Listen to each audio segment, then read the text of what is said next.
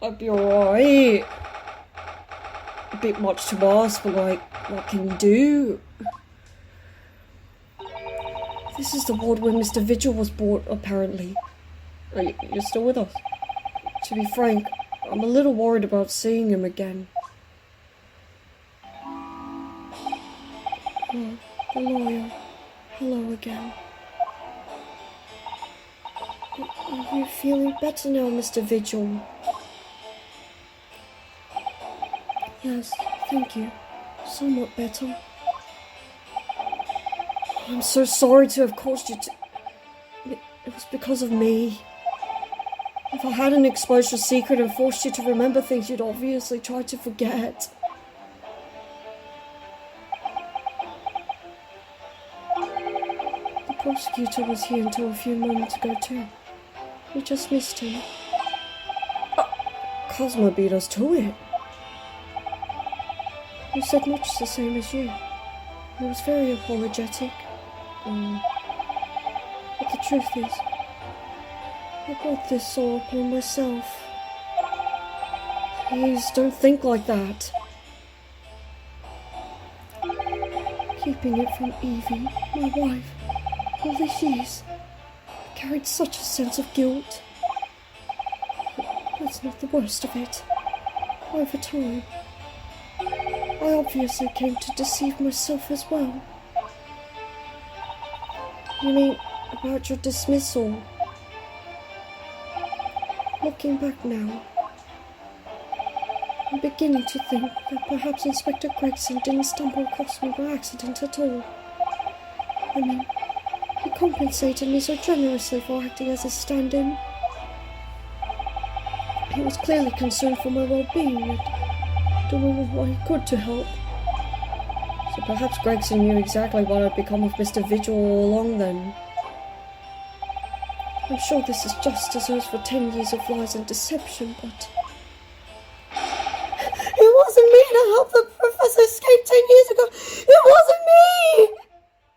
I swear it's true! Mr. Vigil!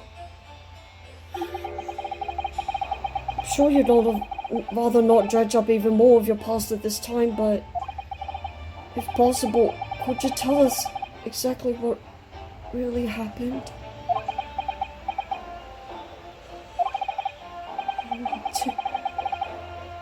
I need to get this all off my chest. I just want someone to tell me what I should have done. If that's all right with you. Inspector Gregson was obviously engaged in a special operation of some sort.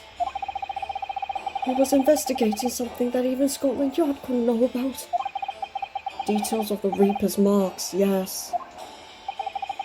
It was when he had to carry out those investigations that it would have taken his identification and impersonate him.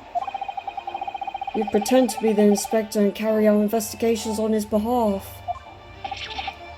No, never! A common street peddler couldn't possibly carry out a proper police investigation.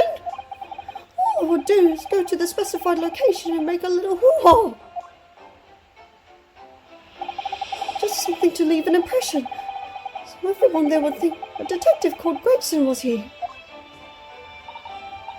So that's what you were doing on the day prior to the incident? Yes, he asked me to make an appearance at the park on Lime Street for the Red-Headed League. So as usual, I flashed the inspector's identification around and was very vocal about my presence. But then you were taken prisoner by those red-headed fraudsters! Yes. So, you would always make a point of showing Gregson's identification generally being loud. That's what the inspector asked me to do, yes. That's one way of becoming a legendary detective, I suppose. Not a good one, though. And as you know, I suffered this bruising around my neck at their hands. The following day, they kept their word and released me. Without returning the inspector's identification to you, however. We arranged to meet in the Fresno Street room at 5 that day so I could report back to the inspector. At the agreed time, that's when I heard the gunshot.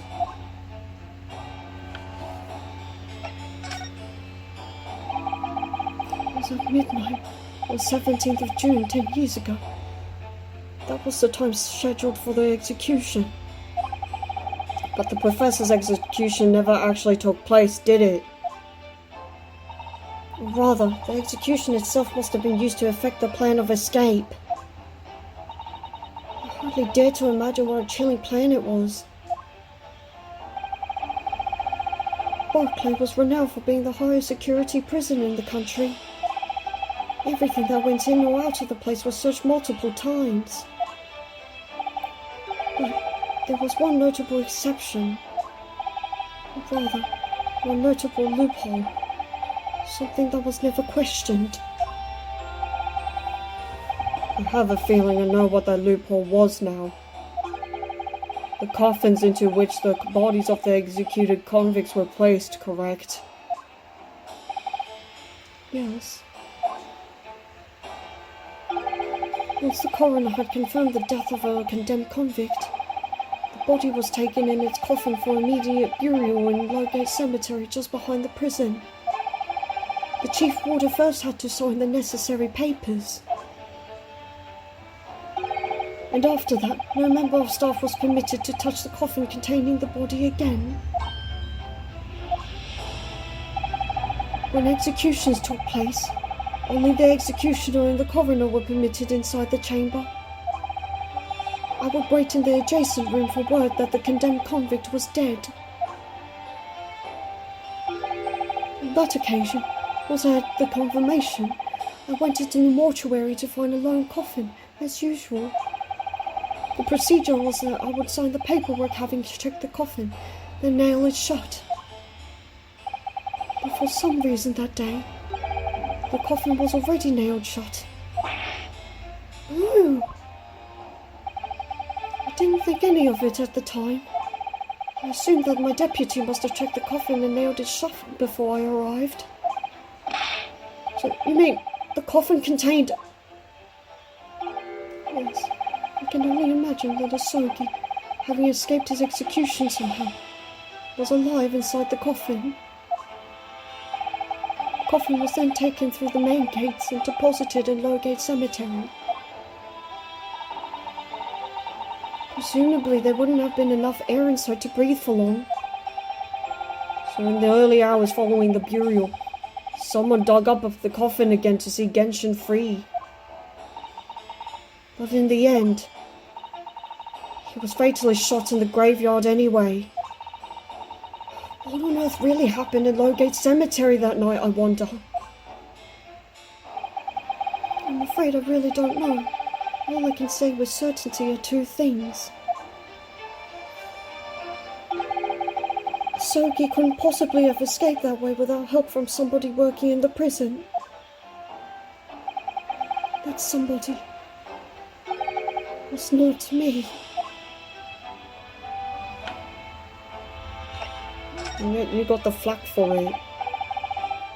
Obviously, you knew the man then? The professor, I mean. Genshin Asogi.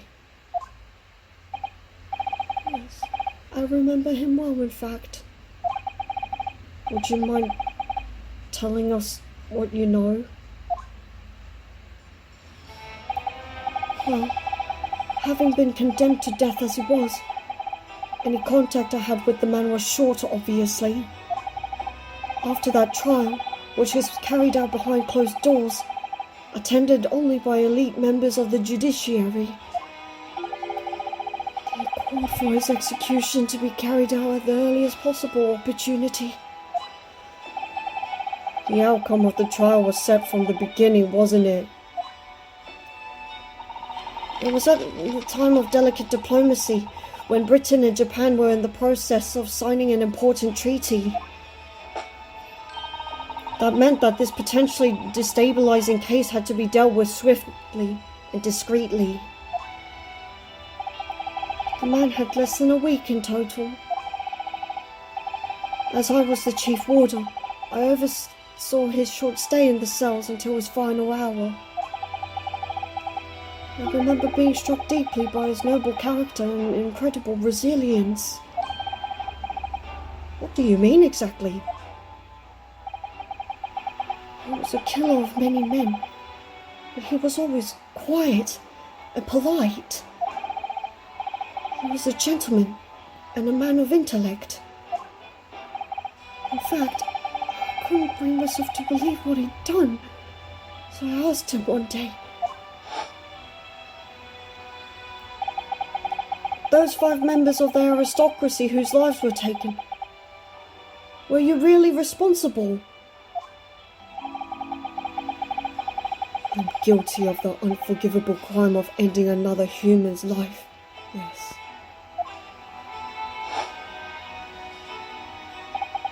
The following day, the closed trial took place, and the verdict was no surprise. Guilty.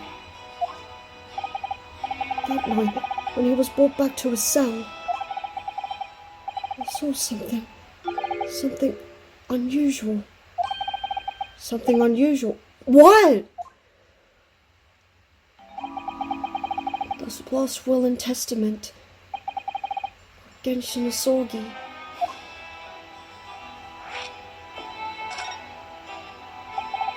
As I said, it was on the night following his trial, after he'd been found guilty. I was doing the rounds of the cells, and when I looked into Asogi's, I noticed that he seemed to have a sheet of paper in his hand. His last will and testament, then, presumably. As soon as he noticed me, he hurriedly shoved it behind his back. But what did you find that so unusual? Isn't it normal for a man to pen a will when he knows his death is nigh? Yes, that's true. But there were special conditions to Asogi's incarceration, you see. What sort of conditions? Well, even though he was held in a cell designed for condemned inmates, he was allowed to keep his personal effects with him, with one exception. Really? He was allowed to keep his things? This is unusual, certainly. Of course, he'd been convicted of killing 5 members of the aristocracy. But at the same time, he was a guest in our country from the Empire of Japan. The powers that be were determined that his final days shouldn't be needlessly uncomfortable. And what was the exception you mentioned to the personal effects he was allowed? That's the point. He wasn't permitted to have writing materials. Specifically, no pens or paper. So, he was prevented from leaving any written record of what happened to him. Yes, that was the long and short of it. I've no idea where he obtained that paper. Any writing materials would have been confiscated from him upon his incarceration. As I said, he hid the paper behind his back, and then he pleaded with me. What did you just hide behind your back? Please, turn a blind eye. This is my lifeline. But, you know it's against the rules. You're the only person who's seen. If you just agree to keep quiet. Alright then. But what's on that paper? A lost will and testament. This will is the only weapon I have left now.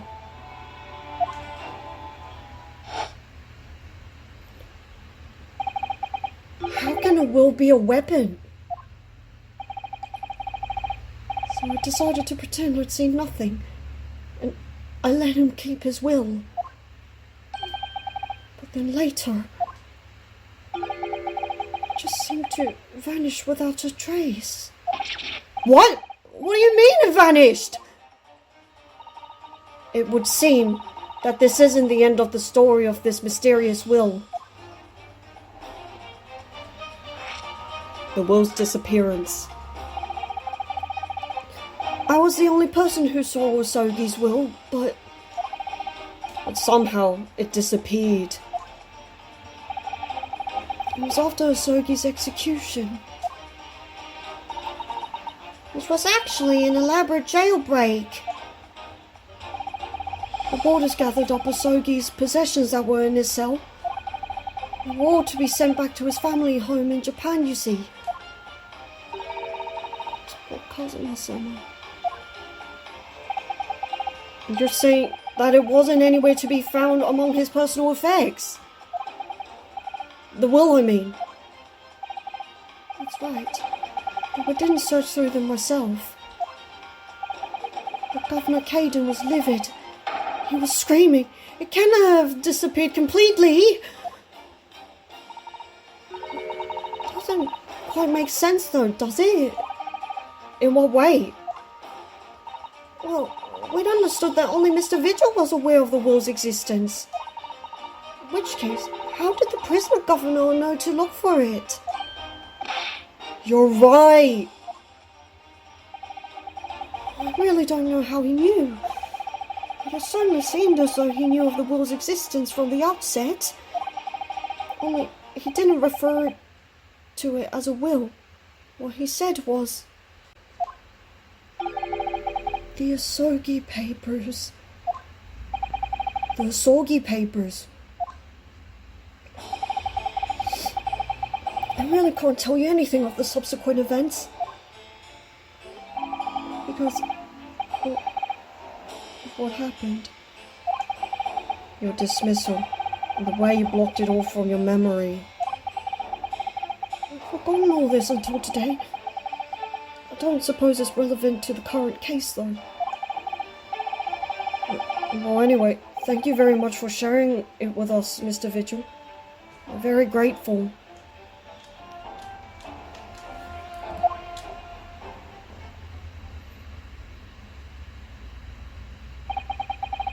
I'm afraid there's very little more I can tell you.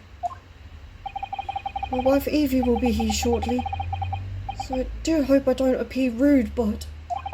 No, not at all! Thank you again! But what will become of you now? Well, impersonating a police officer is a criminal offence, of course. I imagine that once I'm fully recovered, I shall be arrested. I'm so sorry. Don't be, please. This was all my doing. I always knew this day would come. I wish you well. Goodbye, Mr. Vigil. Ah! Before you go, there's just one thing. Yes, what is it? Your Asogi Papers. I'd be very grateful if you make no mention of the things I told you about them. Presumably for some good reason. It's my understanding that their very existence is a closely guarded secret. Yet, if it became known that I remembered, it could rather be troublesome, I think.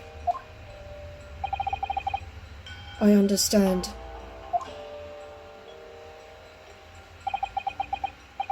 Some sort of will that Genshin Asogi penned just before his death,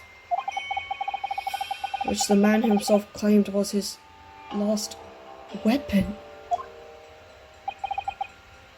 I wonder, perhaps it had something to do with his plan to escape. If there's anyone who might know more about a document that Kazuma's father left behind, it would be Mr. Vigil's governor! Then we know precisely when we must go, back to Barclay Prison. Just when he said, don't come here, back here. Oh no, does this mean?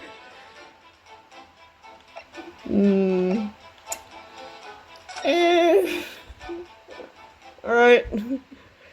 Perhaps more cringy accents.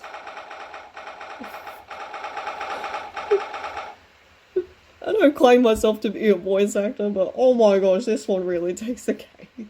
Oh my gosh. Alright, hello. Governor. Oh. Back again, are you? Yes. Hello. I've heard all about your investigations. I read the report just now. You found him, eh? Vigil. Yes, luckily. Well, anywho. The laddie doesn't work here no more, so your case is not to do with Berkeley. I wouldn't have liked you to get the wrong idea about that. Of course, yes. Mr. Vigil stopped working here 10 years ago now, so... Yes, we've seen his dismissal notice, haven't we? He was given the job. Inappropriate, Iris. Hey, Kimmer, you can very well. So, how about a wee handcuff biscuit? Oh, they really are like little handcuffs. And as hard as irons too. So, what's brought you down here today? Well, there's something else we'd like to ask you about, actually. Is that so? We believe there might have been a document that disappeared from Genshin Asogi's cell. I think it's been called the Asogi Papers or something. What, didn't you just tell us not to say anything?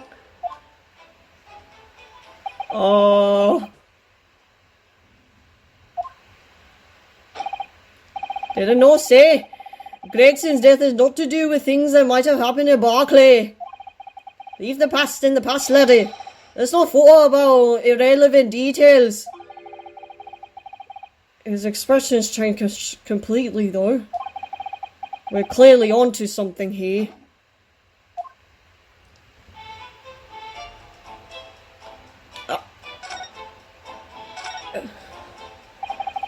The murderers botched the execution, and the whole miserable escape.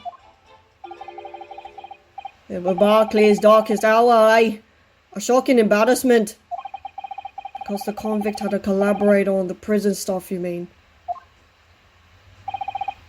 Aye, for shame. The coroner who confirmed the death of the man after the execution, Courtney Seath, and my chief warder at the time, Vigil, who was in charge of the whole affair. Mr. Vigil says he didn't know anything about it. The rascal wouldn't have said otherwise, eh? More handcuffs? Oh, how could I say no? You can never have too much iron in your diet. When Mr. Vigil was handed his dismissal notice as a result of what happened, he was so despairing, he jumped out of your office window, didn't he? I didn't like to say, but that's just Vigil trying to get out of it. Do you not think he wouldn't have jumped from the shock of his crimes being exposed, eh? I do. You wouldn't say otherwise, though, would you? Of course, I cannot shirk all responsibility myself. I shouldn't have let him deceive me. Actually, there's barely anybody that kens what went on at the time now. With Gregson being murdered, and Dr. Sith forbidden from having any visitors. No visitors. Someone obviously doesn't want her giving anything away. Well, we're not going home empty-handed. And I wouldn't dream of sending you packing with Newton, Kimmer. Here, have a handcuff or two. It would be rude to say no. I wouldn't want to become anemic. I suppose, if there's anybody who might still ken about what happened back then, it'd be that lass from the forensic division, Maria Gore. Maria Gore? Aye, Sith's daughter. She didn't have no more, just the one. but the wee bairns followed in her mam's footsteps. You didn't ever see her without a scalpel in her hand. Ah! Mama? What's this? Ah! Where'd she speak from? And she just called the doctor Mama. Dr. Sith's daughter, Maria Gori. We could do with talking to her. If she doesn't kill us. So, she's Dr. Sith's daughter, but her surname is Gori. Aye, there's some family history, I'm sure, but didn't ken the ins and outs of it. She grew up watching her mum working with the bodies of folk who died in strange circumstances, and decided to go do the same with her own life. I cannot understand it myself. Perhaps she was driven by a deep respect for her mother. Perhaps. Anywho, she was in charge of Gregson's autopsy, I believe. Right, and the coroner responsible for this incomplete report. Someone told me that the wee lassie always loved her mum's stories about cutting up bodies. There's even a rumour that she used to listen to the funeral march as a lullaby. Well, then perhaps her mother might have told her about the autopsy from the case 10 years ago. Aye, I'd say there's a fighting chance at least. After all, that was a life-changing case for all of us. We really need to speak with Miss Gori herself about this, I think. Well, thank you very much. I'm not happy about any part of this. It took years for Londoners to finally forget the whole professor business. Can you not give up on this, laddie? Stop asking pointless questions. I'm sorry, I don't like dredging up these painful memories for everyone. Can you not just stay away now? Leave me alone and dinna come back here, eh? Well, we're not leaving this alone. How come you ken to know about that, laddie? There's no many folk even in here in the prison who heard about those papers. I can't tell them Mr. Vigil told me. I'm afraid our sources must remain confidential, sir. We can get away with that, can we? We've been led to believe the papers are actually a lost will and testament. Is that right? The professors, or rather, Genshin Asogi's.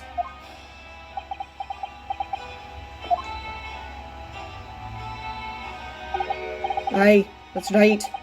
You're well informed, Jimmy. Is that the end of the silent treatment? But then after the convict's execution, it mysteriously vanished from his cell, didn't it? Evers, no! You're off for half a cock there. I think you didn't quite get your facts straight. It was there in the cell, exactly where it should have been. Not what we heard elsewhere. Let me just have a wee hawk around here. I'm sure I can find it. Aye, here you are. See? The last will and testament of Genshin Asogi. Written with a calligraphy brush. Of course, I cannot read a word of those Japanese squiggles. But I mind it says he leaves all his worldly possessions to his son back in his homeland. Yes, that's correct. That's the gist of it. So these are the Asogi papers? Aye, of course there are. Papers written by Asogi, no doubt about it. There's no mystery here, laddie. That's your lot. After all the stramish about that slay stove and execution, we sent the man's possessions back to his clan in Japan, and that was the end of it. I think we ought to make a record of this, Mr. Naruhodo, just in case.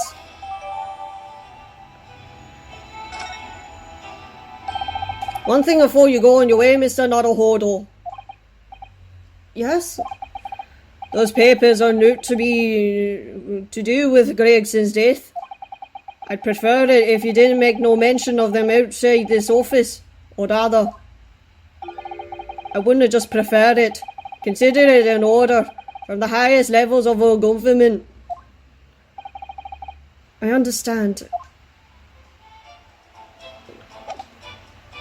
We'll find some way, though. I imagine. Well, why don't we visit? If I can find it. Oh. Fine. I don't know what we'll find here, but alright. Oh.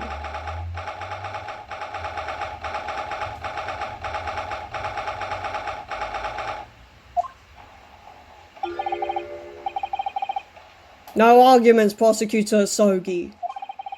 You will continue with the trial exactly as I instructed. Is that clear? Perfectly. It's Kazuma-sama! Defying Lord Stronghold by the sound of it.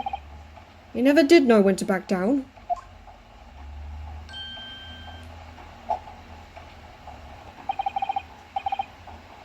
On your way now, Osogi.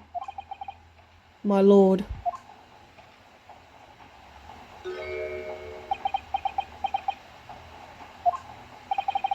Kazuma.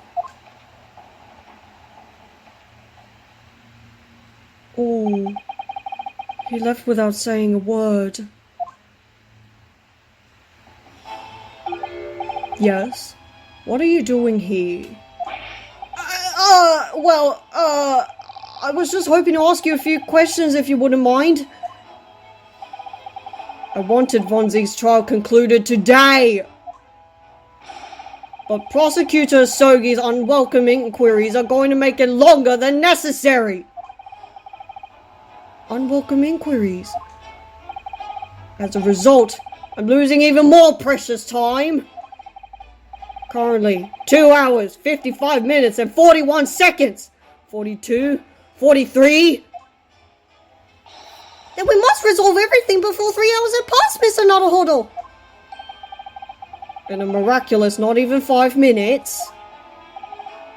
Anyway, I can't let the man's obvious bad mood put me off. I need information!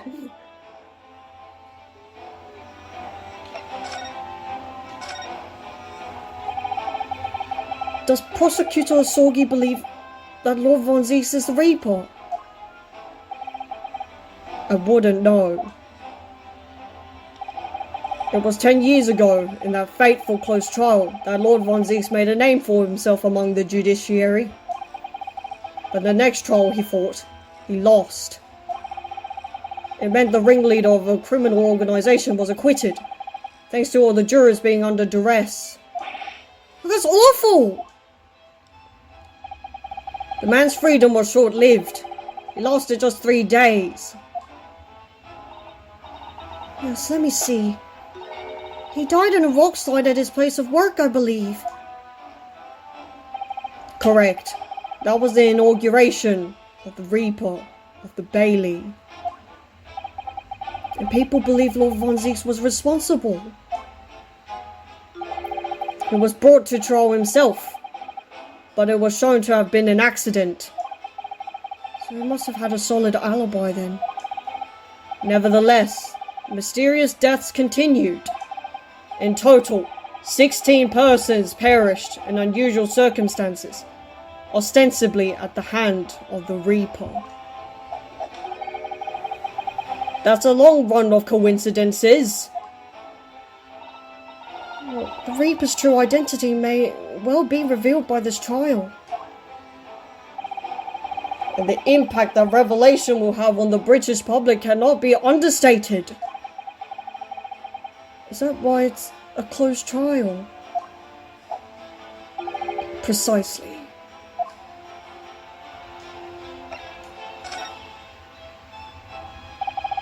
This country hasn't seen a closed trial for 10 years. So the last one was the Professor's. The trial of Genshin Asogi. Correct. Actually, we heard that originally. You were going to prosecute that trial yourself, Lord Strongheart.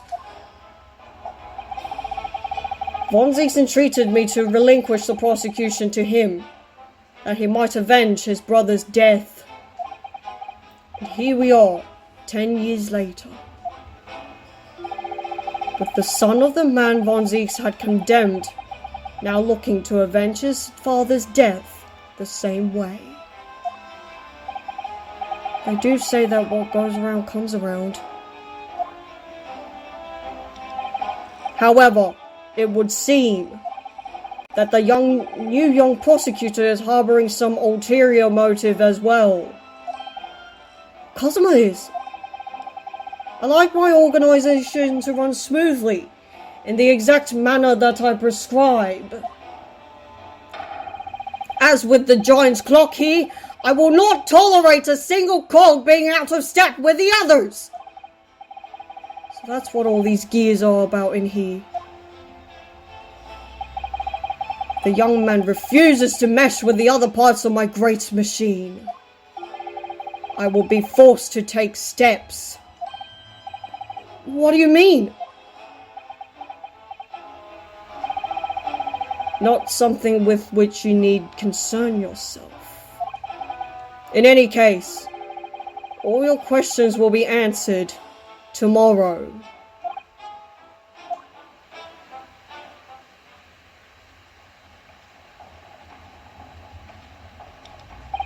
Now, I shall have to ask you to excuse me. As of this moment, I've been delayed from attending my next meeting by precisely 3 hours. Oh my, that is a long time. And I hold you entirely responsible, even though we miraculously managed to fit everything in not even 5 minutes? I wonder if you might agree to us, talking with Prosecutor Sorgi.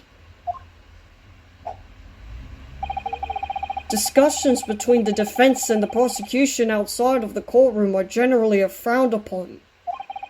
However, I'll make an exception in this case. Now go!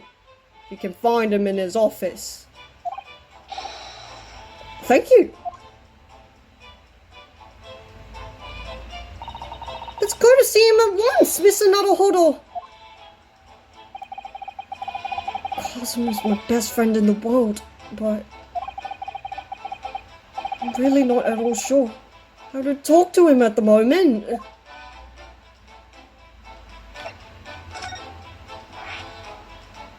Ooh.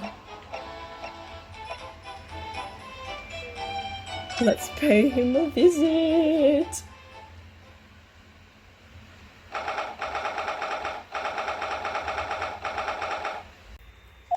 Oh.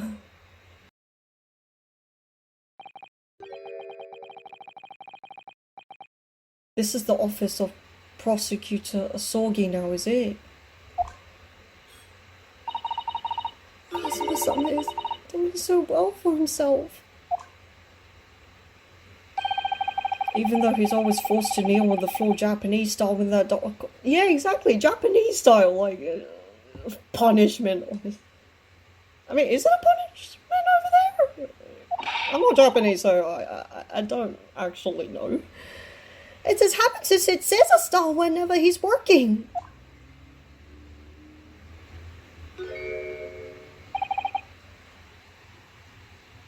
Cosmo. Sorry, So he didn't get rid of the headband. I thought he did, but anyway. I thought it wouldn't be long before you paid me a visit, Yunosuke. I was right about what I said, wasn't I? Sorry? And you'd have all the makings of a great defense lawyer. Right. I always believed that you fulfill your dream of advocating in the British courts. I just never imagined for a second that it would be as a prosecutor. See you standing in a foreign court, so gallantly realizing your dream, Kazuma-sama. I'm truly happy for you. And I'm truly thankful to you. Judicial Assistant Mikotoba.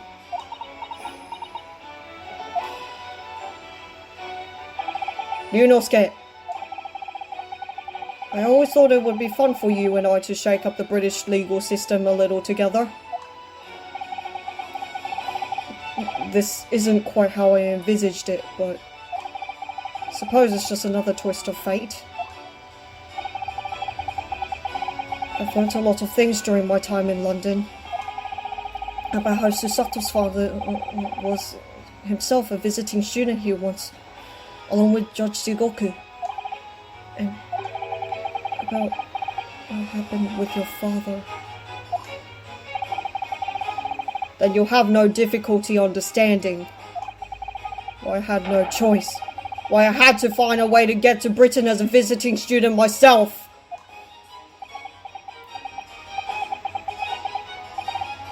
I want to hear it from you, Kazuma. As you wish, Ryunosuke Naruhodo.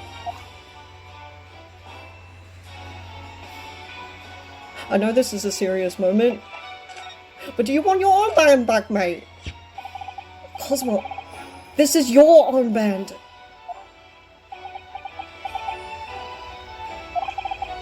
Actually, I think it's yours now. Can you at least put my name on it? Sorry? You're the defense lawyer. You have a talent for it. I've always known that you would. And now, you've chosen to take that path in life. As your friend, I couldn't be happier for you, or more proud. Cosmo. So you keep hold of that. Besides, I'm the prosecutor now. The armband would have no meaning for me. Well, if you're sure. Thank you, my friend. Oh, there was something I didn't point out on before. I do not know how to read his surname here, but his first name, Kazuma, means one truth. I thought that was cool. Yeah, I don't know how to... Like, I know the syllables, but I don't know what they actually mean. I'm pretty sure this last character might have something to do with justice. I think we saw it on the ship. But yeah, I just thought that I'd point that out, because I know a thing or two. But anyway, let's talk! Your disappearance! It's getting on for a year now, since what happened on the SS Buria. We were heading across the oceans from Japan to Great Britain,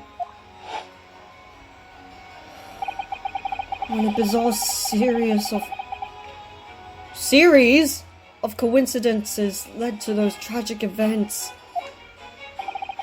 I thought I'd lost my best friend forever.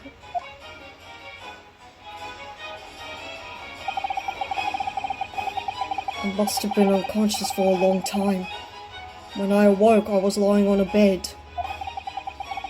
It was a narrow little room. There was a posy of flowers by the pillow.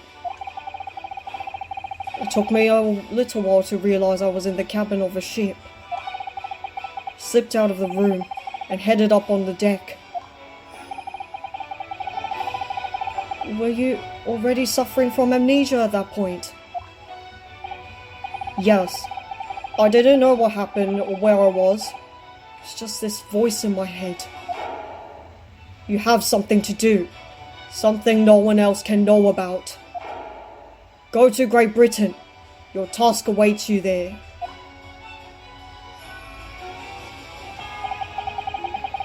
It was a calling I couldn't ignore. It compelled me relentlessly. Out on deck, I saw that I was on a huge steamship and we were docked in a large port. It must have been Hong Kong. Yes, it must have been. Presumably just before they were due to carry your body off the ship. I had no idea of this situation, but I did have the feeling that this was in some way my last chance. So I concealed myself among the disembarking passengers and went ashore. Then I disappeared into the crowded streets of that foreign port city, so I could plan my onward journey to Great Britain.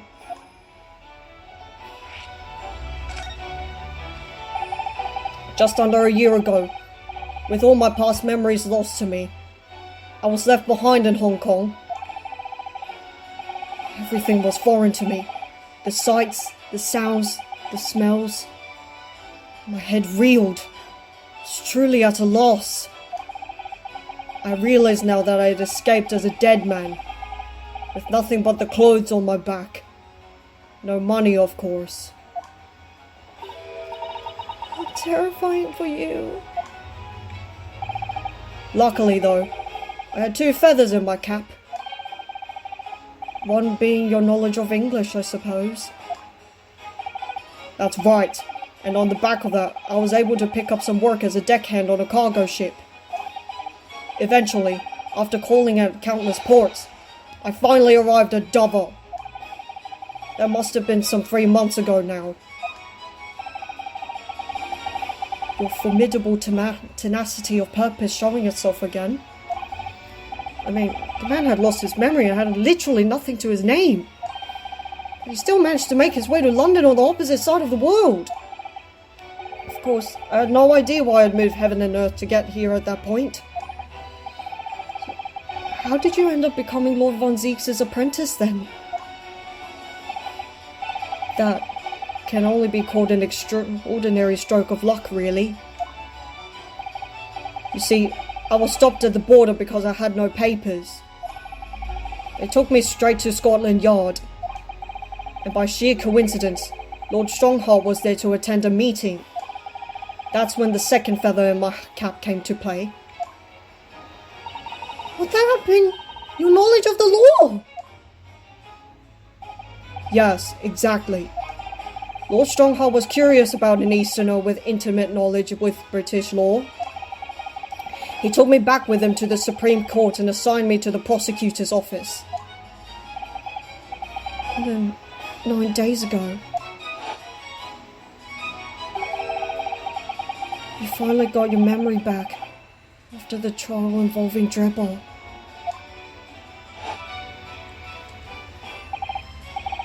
Yes, I did.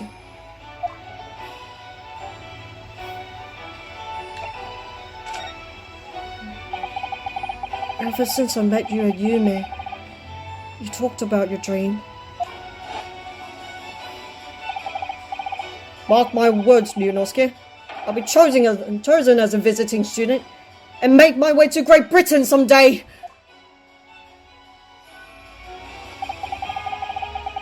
Did you know the entire time about what happened to your father here? 16 years ago.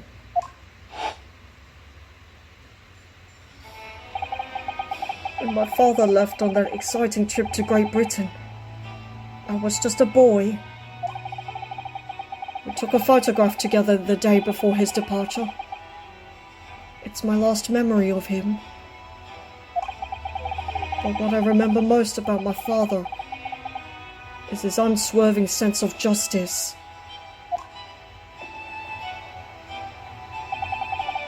6 years after he left, a gentleman called at our family home. He told me that Genshin, my father, had been taken ill in England and passed away. It was Professor Mikotoba, your father, Susato-san.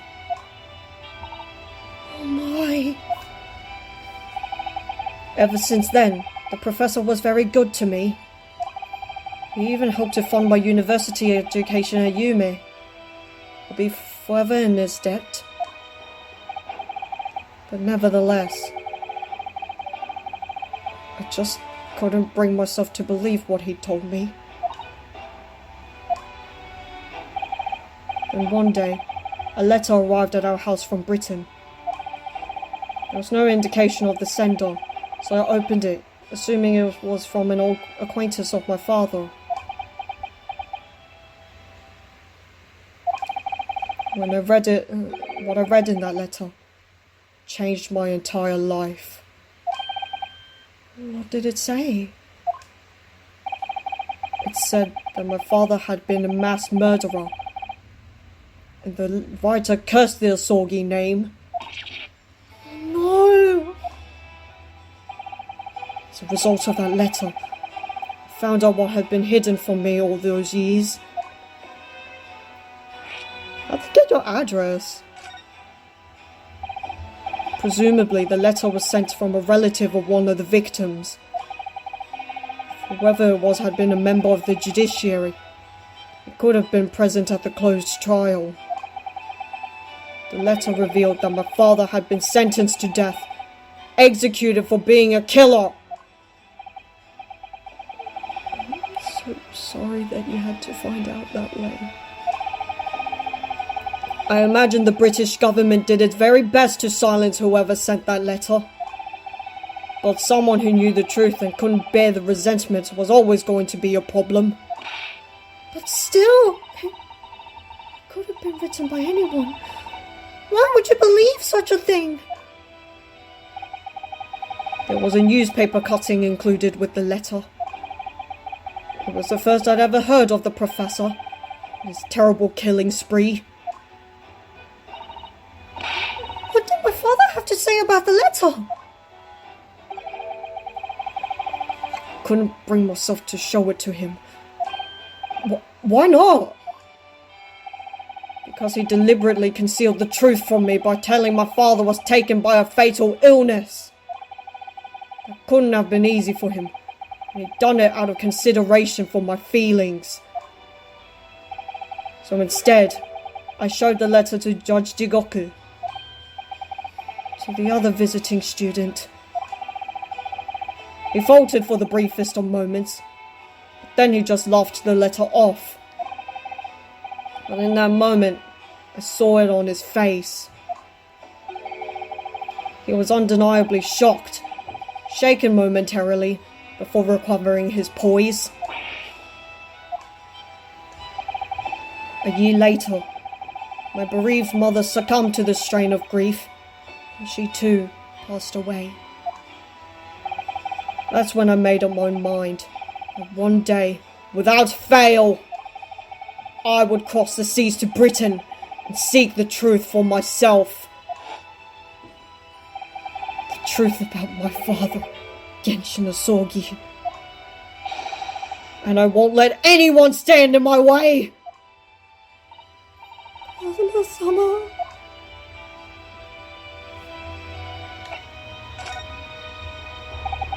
What we learned today in court turned things completely on their head. It was an impressive piece of lawyering, Ryunosuke Naruhodo.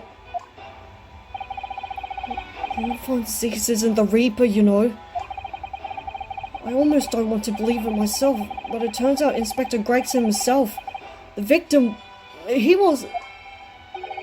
It's clear that the inspector was behind the Reaper's activity all along. You knew! The real question is, who's been giving orders to the inspector? Yes, Baroque von Zix is the real Reaper. And I know that 10 years ago, it was him who decided my father must be a mass murderer and sent him to his grave! No, he was merely saying that justice was done as the law dictates. He's not to blame. Ultimately, it's people who condemn people. The law is just a tool they use to do it. And when a man condemns another, he must take responsibility for his actions. Of course he must. But I know for certain that my father would never have taken another man's life. Kazuma. On the contrary, my father's life was taken by the Reaper!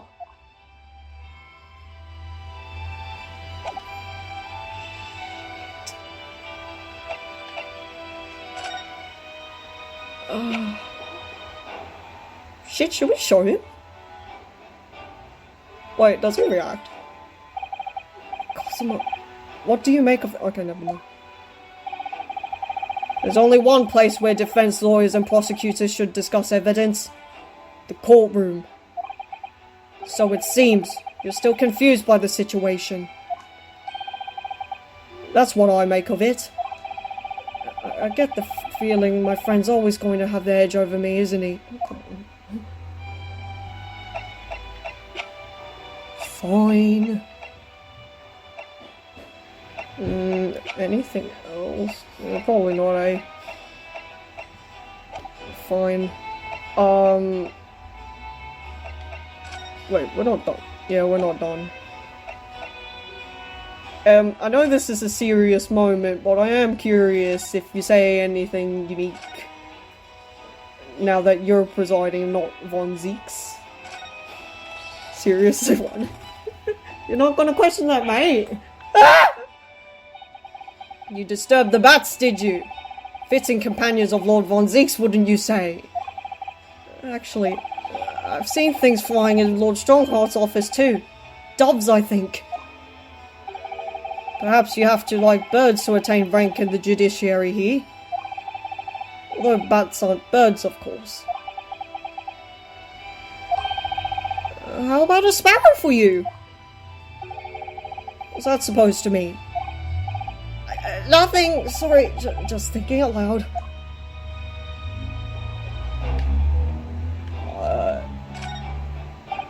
Casks fall to ceiling, just like the last time we were here. Hallowed barrels, I suppose. They're arranged according to vintage, flavour and region. Every week they're all taken out and put back in order. Every week?! Well, Von Zeeks can't seem to settle on the perfect way of arranging them, you see. Vintage, flavour and region don't neatly coincide. That's the trouble. Gosh, being his apprentice must be a real challenge. Actually, no. Oh. He considers the task too important to entrust to anybody else, so he does it entirely on his own. So he's a barrel of laughs here and in the court then. Oh, you don't have anything to say about the desk? Okay, cool.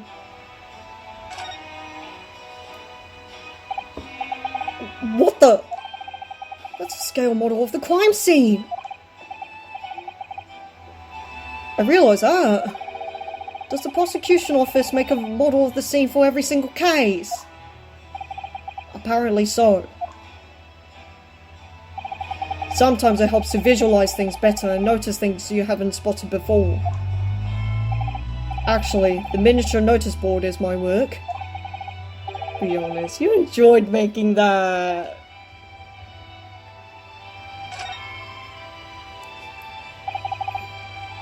Do you know who the man in the portrait is? Why would I? But you're Lord Von Zeeks' apprentice! Yes, apprentice, not friend. And during the time I was suffering from amnesia, I didn't even notice that picture. Really? I mean, it's not the smallest picture. I wouldn't have the first idea what the man decorates his office with. Just in your little corner, alright, I get you.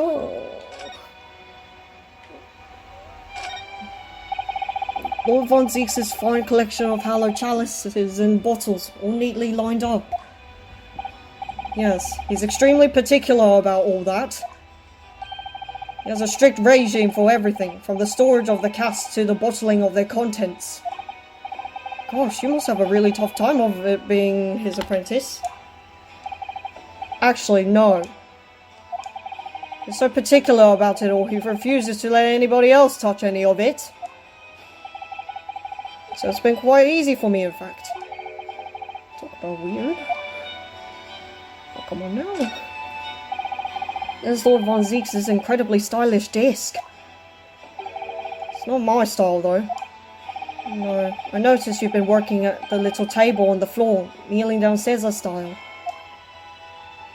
I thought it was some kind of punishment set up by Lord Von Zeeks when I first saw it.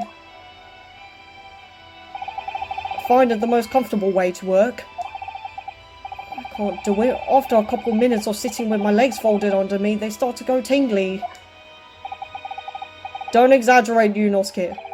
We both know you can't even manage a minute. Funnily enough, I'm on the phone myself. Anyway, shoot, we're not done here, but I don't know what to do. Just going over this one more time, but I don't... Hey, I don't think we have access to, Gory right now. Do you think it can hit us up, maybe? I don't know. Is this? Ah, this came up in the trial, didn't it? As something a little dubious, I mean.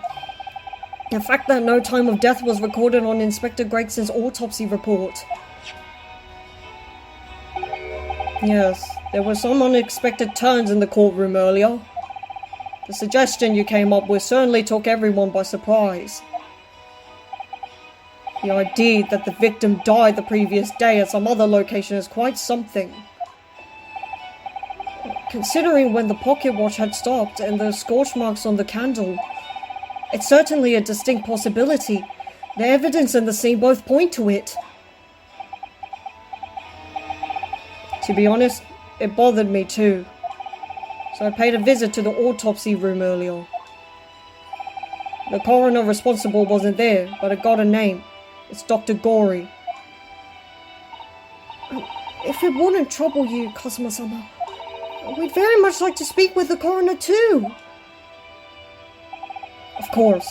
The last thing I want is for anything to be brushed under the carpet. Scotland Yard's autopsy laboratory is behind Lowgate Cemetery. Lowgate Cemetery? By Barclay Prison, you mean? You know it, do you? The prison where my father was incarcerated. Robbed of his life. Kazuma-sama. Thank you. We'll pay a visit to the laboratory later today.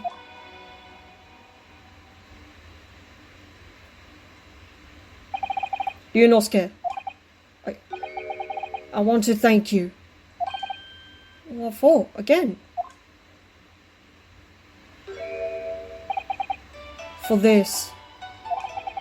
You safeguarded the soul of the Asogi clan.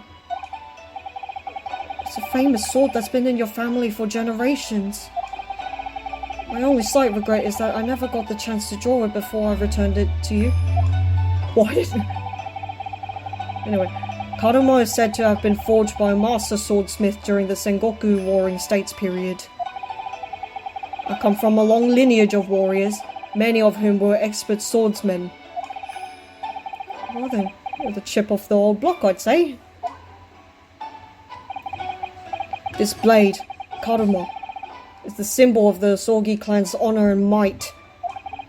Apparently, one of my father's apprentices even took the blade's name for a surname. Really? Karumo? It does sound formidable, that's for sure. 16 years ago, when my father was a visiting student here in London, he had his sword forever at his side, which is why it means so much to me, that I have it by my side again now too. And that is all thanks to you.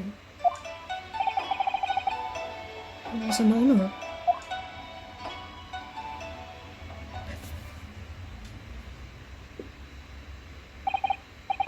Now, I have preparations to make for tomorrow. Perhaps I said a little too much. Kazuma, you've changed. No, Ryunosuke. I haven't changed at all. It's you who's changed.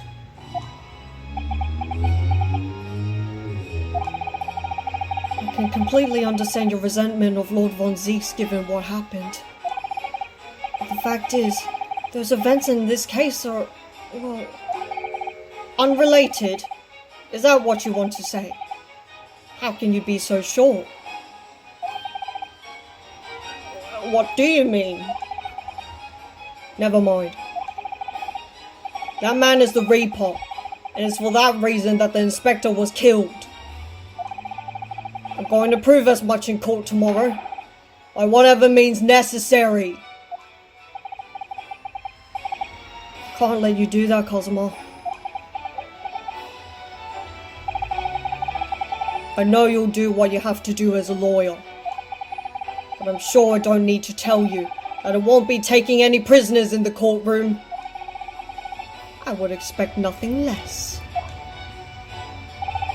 Until tomorrow then, in the Old Bailey. Alright. I'm gonna hold you to that.